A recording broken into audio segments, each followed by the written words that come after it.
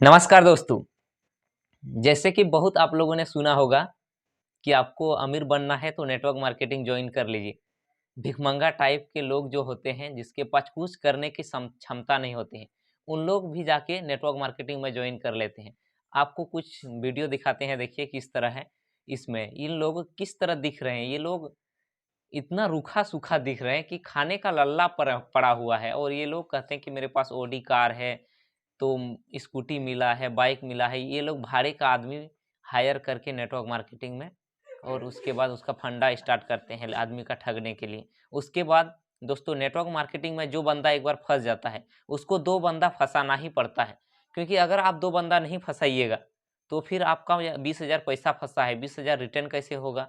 तो घर वाला भी प्रेशर देते हैं कि तुम गया 20,000 पैसा। उस वो तो जिसको पहले फंसाता है उसको कोई दोस्त यार फंसाता है, वो घर में पैसा लेता है। अब पैसा जब नहीं आता है तो उसको भी दो चार इस तरह फंसाना पड़ता है। अब जो फंस जाता है फिर वो दो आदमी को फंसाता है। इस तरह करके जो पहले का दो चार आदमी है उन लोगों को कुछ पैसा, यानी अगर 10 लाख कमाया तो प्रचार के रूप में 1 लाख खर्चा कर दिया जाता है। जैसे स्कूटी किसी को गिफ्ट में दे दिया, अब एक आदमी को स्कूटी दे दिया तो उस कम से कम 100 आदमी को वो ठकेगा। इस तरह नियम है। एक आदमी को ऑडी कार खरीदवा दिया किस्ती फिस्ती में कि आप किस्ती भरिए, 1 महीना उसको पैसा दिया, 2 महीना उसके बाद प्रचार हो गया, फिर उसको साला पता चला कि वो मैनेजर के पद में नहीं है। इस तरह वहाँ पर धंधा होता है। उसके बाद देखता है कि किसका माँ बाप नहीं है, इस तरह लोगों को टारगेट किया जाता है। भाई नहीं, गार्जियन नहीं, उन लोगों को टारगेट करके फंसाया जाता है एलएलएम में, और फिर उन लोगों को बर्बाद किया जाता है। उसके बाद किसी को पति छोड़ दिया है या किसी का पति मर गया है तो इन लोगों को भी टारगेट करके इस तरह डायरेक्ट सेलिंग कंपनी में जोड़ा जाता है।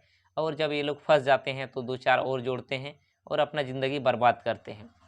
और अधिकतर लोग जो कि 20 साल के नीचे के फंसे होते हैं, या तो गरीब घर के होते हैं या अशिक्षित लोग होते हैं।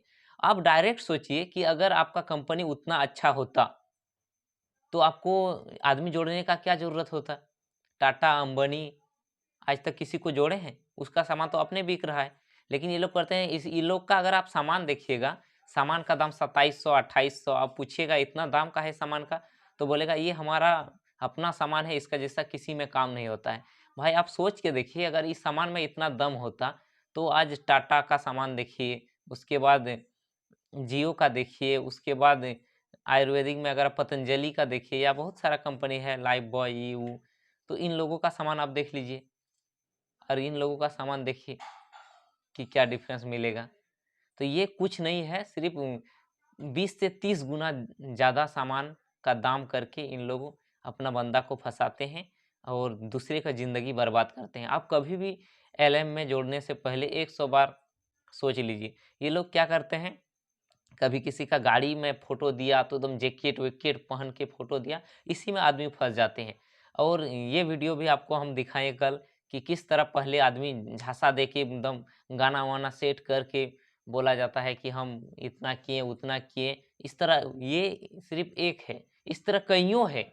आपने डायरेक्ट सेलिंग कंपनी में देखिएगा तो उस तरह आदमी को बुड़बक बनाता है, और जब फँस जाता है, बर्बाद हो जाता है, तो फिर वही रोना रोता है। तो दोस्तों, नेटवर्क मार्केटिंग में किसी भी हालत में आपको नहीं जोड़ना है। और ये पिरामिड वाला जो स्कीम है कि आपको नेटवर्क मार्केटिंग में जुड़ना है, 2 आदमी जोड़ना है, तो ये इंडिया में इल्लीगल है कि इस तरह आप काम नहीं कर सकते हैं। लेकिन कंपनी इससे बचने के लिए क्या ये पेचीदा लाए हैं कि हम लोग थोड़े डायरेक्ट सेलिंग कर रहे हैं, 2 आदमी का जोड़ने का बिज़नेस नहीं कर रहे हैं, हम लोग डायरेक्ट सेलिंग कर रहे हैं कि अपना सामान बेच रहे हैं। अब सामान क्या बेचेगा? तुम्हारा सामान कोई खरीदता है बोका-चोदा? हैं, कौन-सा खरीदता है तुम्हारा सामान? डायरेक्ट सेलिंग में कुछ नहीं है, सिर्फ आदमी को बुड़बक बनाता है। उसके बाद इसका कस्टमर कोई नहीं है, सब डिस्ट्रीब्यूटर है, डिस्ट्रीब्यूटर ही इसका कस्टमर है।